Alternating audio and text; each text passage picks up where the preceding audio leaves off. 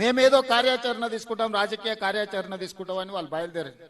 తప్పులేదు, తిన్నది అరగనని అరుగుతుంది, తిరగండి, నడవండి, చేసిన పాపాలు కొంచెమన్నా పోతాయి, కాశీ వరకు నడవండి, ఇంకా మంచిది. ఎందుకంటే మీరు చేసిన పాపాలు అంతా ఇంత కాదు, మీరు పాపాలు చేసుడే కాదు, ఆయన చేస్తుంటే చూసుడు కూడా మీరు చేసిన మహాపాపం. ఒక ఆయన గోసి కట్టుకొని రాజశేఖర రెడ్డి అనుకుంటాడు, గట్లెంబడి తిరిగి. గోసి కట్టుకున్న వాళ్ళందరూ రాజశేఖర రెడ్డి అయితే బాగానే ఉంది. ఇంటి పేరు మార్చుకున్నాడు ఇంకొక ఆయన. అసలు ఏ మాత్రం ప్రజలు ఏమనుకుంటారు, మనం ఇట్లా వ్యవహరిస్తే చీదరించుకుంటారా లేదా అన్న సోయి కూడా లేకుండా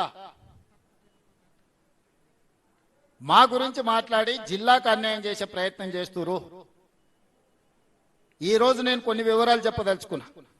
ఖర్చులు కాదు, జరిగిన అప్పులలో 10 సంవత్సరాలు బ్యాంకులలో తెచ్చిన అప్పులకు చంద్రశేఖరరావు గారు 41,118 కోట్లు బ్యాంకులకు అప్పులు అసలు కట్టిండు.